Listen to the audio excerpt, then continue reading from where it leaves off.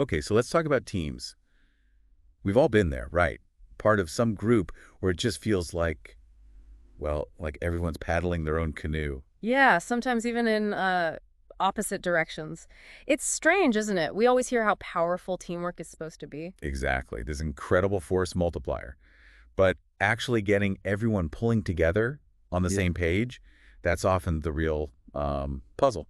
Definitely. So that's what we're digging into today. We're trying to get under the skin of teamwork, figure out why it clicks sometimes and just clunks other times. And for that, we're turning to a pretty influential book. We are. The Five Dysfunctions of a Team by Patrick Lencioni. It's really well regarded for cutting through the usual stuff and looking at why even really smart, driven groups can just fall short. And it's interesting timing, too, because I understand this specific book is being read right now. That's right. It's actually the current pick for the monthly book club run by Joe Baction at Escola Fale Idiomas, for his English language students. Ah, Yeah. okay. So they're likely grappling with these exact ideas right now. Precisely. So we thought, hey, let's explore some of the key principles they might be discussing. Could be really valuable for our listeners, too. Absolutely. Our mission here really is to pull out those core insights from Lencioni, understand why teamwork can be so powerful, yet, so darn difficult to achieve. Mm-hmm. Lencioni kicks things off with this quote, apparently from a company founder, that really grabs you. Something like, Oh, the rowing in the same direction one. yeah, that's the one. If you could get all the people in an organization rowing in the same direction, you could dominate any industry in any market against any competition at any time. Wow. It sounds almost too simple when you put it like that. It does, doesn't it? Mm. But then you stop and think about, well, teams you've actually been on, Hmm. or even just watching teams. How often does that perfect sync really happen? Very rarely, in my experience. And Lencioni jumps right on that, doesn't he? He sort of asks, why is this so hard? Yeah, he acknowledges, look, there are countless books, workshops, you name it, all about teamwork. Right. But still, that true collaboration often feels elusive, out of reach. So what's the real reason? What's underneath it all? And his answer is, well, it's surprisingly straightforward, but also quite deep. He basically says it's because teams are made up of people. Okay. Sounds incredibly obvious when you say it like that. Yeah. But let's unpack that because it's key, isn't it? It really is, because each person, they bring their own stuff, right? Their background, their priorities, their maybe insecurities even. Oh, definitely insecurities. We all have them. Yeah. And they all come into the group dynamic. Precisely. And Lencioni argues that these, inherent human imperfections, they lead to very predictable problems, roadblocks, what he calls dysfunction. Dysfunction. Okay. But, and this is important, his message isn't doom and gloom. He's not saying good teamwork is impossible. Right. He thinks it's achievable. Absolutely. But it requires understanding and, crucially, managing a specific set of behaviors within the team, Starting with? starting with what he identifies as the first dysfunction, the absence of trust. Ah, trust. The big one. Yeah. Where team members basically hesitate, they're reluctant to be vulnerable with each other. Because they're afraid of being judged Mhm. or showing weakness. Exactly that. They fear judgment, they fear exposing their weaknesses, and that lack of sort of fundamental trust, it becomes the bedrock for all the other problems that follow. But here's what I find really interesting. Lencioni points out that the idea of good teamwork, the theory, seems pretty simple. Like, trust each other, communicate openly. Right, hold people accountable. We all kind of know that stuff. Mm-hmm. But actually doing it, consistently living those principles day in, day out, that's incredibly hard. Oh, it absolutely rings true. Knowing what we should do is one thing. But executing it, Right. especially when things get tough or you need to have those, difficult conversations. That's a completely different ballgame. And Lencioni really stresses that achieving genuine teamwork, it takes conscious effort. You have to actively overcome those, deeply ingrained human tendencies. The ones that undermine collaboration, that lead to what he calls dysfunctional politics. Spot on. It's about making deliberate choices, choosing behaviors that build unity and shared purpose rather than, division and self-interest. It's also interesting how he landed on these ideas. He mentions earlier work, right? Something about CEOs. Yeah, the five temptations of a CEO. That focus more on individual leaders and their sort of personal failings. Okay. But what he realized, what he observed, was that those same core principles, they were also incredibly effective for diagnosing problems within entire teams. Huh. That's quite a leap, isn't it?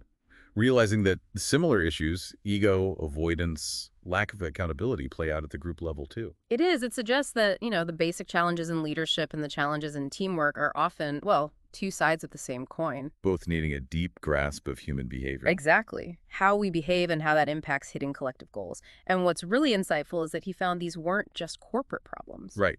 He talks about seeing these same dysfunctions in totally different fields. Like clergy, sports coaches. Even teachers, he mentions. Yeah. Which really broadens the whole thing, doesn't it? It suggests these hurdles, these fundamental obstacles, they're pretty much universal. So basically, any group of people trying to achieve something together faces these potential pitfalls. Doesn't matter if it's a boardroom or a church committee or a sports team. Seems that way. Which, leads to a question for everyone listening about thinking about the teams you've been part of, work, volunteering, whatever. Can you pinpoint times where maybe that absence of trust, that reluctance to be a bit vulnerable, kind of held the team back, got in the way? A good reflective question. Wow. So tying this back to Lencioni's book, his main aim with the Five Dysfunctions, what's he trying to achieve? Well, fundamentally, he wants to give teams a clear way to understand these common traps they fall into. A framework. Exactly, a framework for understanding. But more importantly, he wants to offer practical ways, actual strategies to overcome them. To get past the dysfunction. Yes, to empower teams so they can achieve way more together than any one person could on their own. That's the real potential he's trying to unlock. That idea of synergy, where the whole is greater than the sum of its parts. Precisely. He's offering a path, really, a tangible way to move from that often frustrating reality of, teams just not quite firing on all cylinders. Towards that ideal, everyone actually rowing in the same direction. That's the goal, harnessing that power of true synergy. Okay, so as we start to sort of wrap up this first look at Lencioni's ideas, it seems pretty clear that, yeah, teamwork sounds simple, deceptively so. But mastering the actual behaviors, the things that lead to real effectiveness, that's a huge ongoing challenge. It really is. It's not just about getting talented people in a room. No, it's much more about how they interact, how they communicate. And ultimately how much they trust each other. That's foundational. But Lencioni's core message, it does offer some hope, doesn't it? It does. He really argues that high-performing teamwork isn't some mythical creature. It's not unattainable. It's absolutely achievable. Yes, but it demands that deliberate, consistent commitment. You have to tackle those basic human tendencies head-on, the ones that can so easily derail things. And like you said, it applies broadly beyond just business teams. Definitely. His examples show that. It's also worth mentioning the book's structure quickly, because it's quite clever how he does it. Oh yeah, the fable first. Right. He starts with this leadership fable, basically a story about a fictional company and its executive team.